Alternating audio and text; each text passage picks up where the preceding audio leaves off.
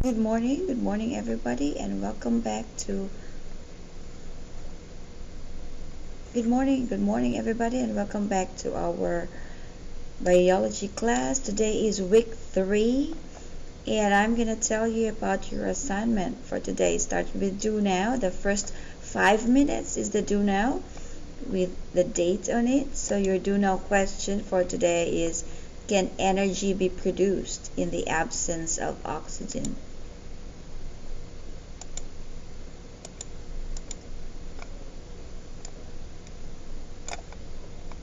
Right? Yes or no, and explain your answer.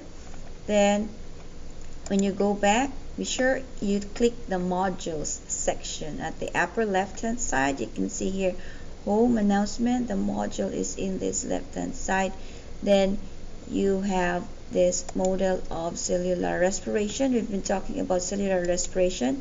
So you click the link and it will tell you how the cells in our body, specifically in mitochondria. This is an organelle of our cells that convert food into usable energy. So as you can see here, that food is the fuel for the body, and we know that mitochondria as part of the organelle are the converters for this. From the food we eat, it will be broken down and digested into smallest molecules and nutrients, and air is taken in or inspired. We call the oxygen,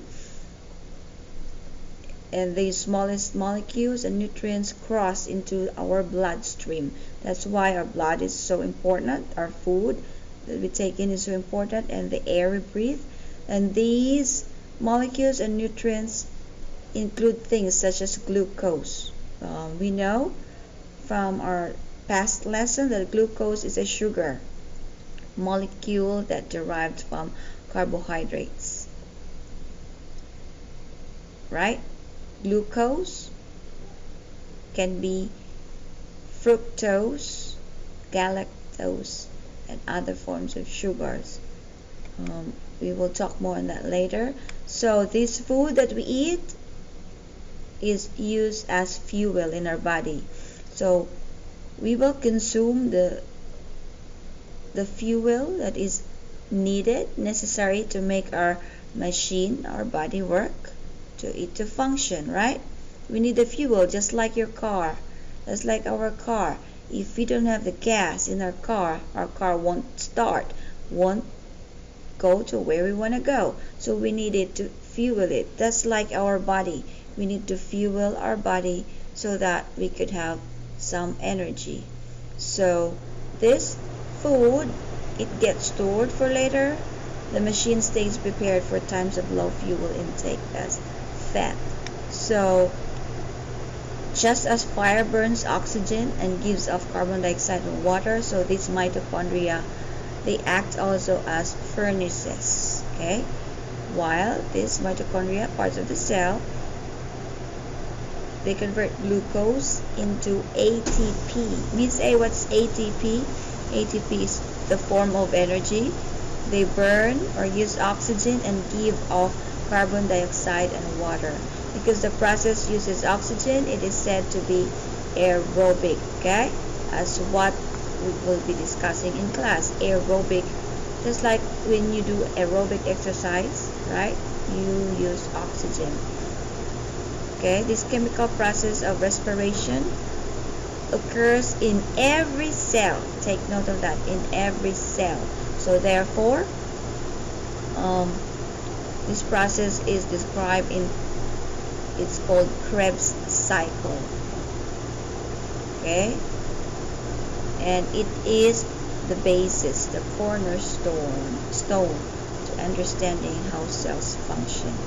So as you can see below, this is aerobic respiration. The first step is the food that we ingest, we take in, plus the air that we inhale. Okay, food is carbohydrate, and then the oxygen and some nitrogen in the air. So it will produce carbon dioxide, water, and energy. So that's what we call. So as your assignment today, you're going to make a model or an illustration here below. I put it there to do. Make a model or a diagram with chemical equation how food is being converted to energy. So just your basic knowledge about how food is being used to convert it to energy. Actually, I mentioned about aerobic respiration.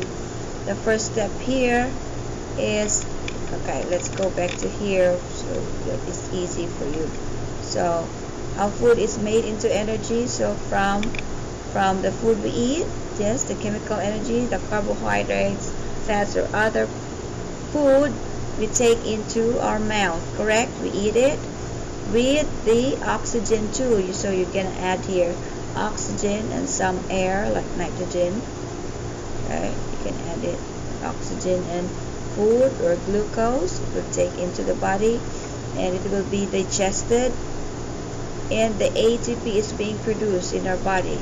Actually, there are 3 steps on that. I'm going to talk more on the steps by tomorrow. For now, I just want you to understand, okay, the general things that is happening into our body.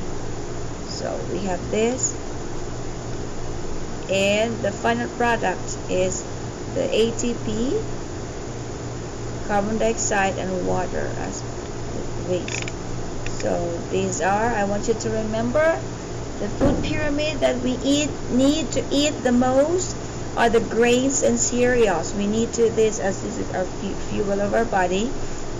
We need to eat more grains and more cereals. We need to eat more fruits and vegetables. Eat moderately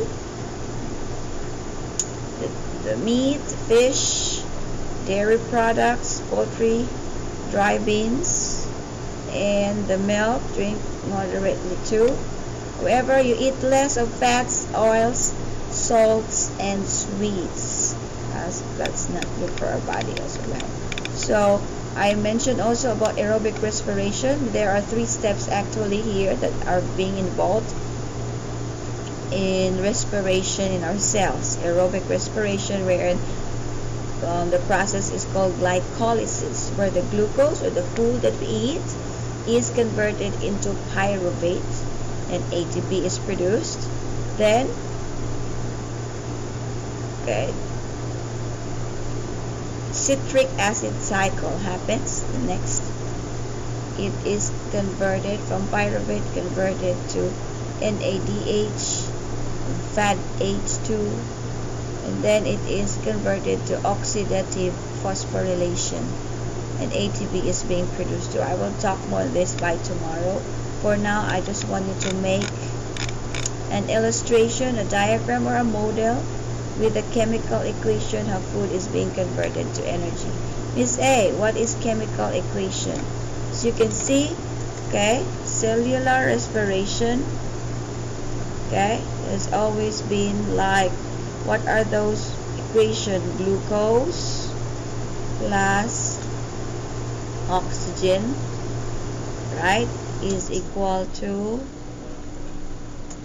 carbon dioxide, water, and ATP, which is the energy. That is it. And what is here to balance the equation? We need 6 moles of oxygen, 6 moles of carbon dioxide, 6 moles of water, and then the energy, right? So this is how you will write the equation. So this should be, I expect that you should be writing this one on your paper as well, and you just can take a screenshot of it and upload it on Canvas. Okay, write it on paper so it's easier for you to do, or if you know how to draw using the text art or on computer, you can do that, as long as you're gonna turn it into me. Alright, or it's easier for you to do the model or diagram on a paper, and then this chemical equation, then take a picture of it, use your camera to screenshot and upload on Canvas. Thank you and have a good one.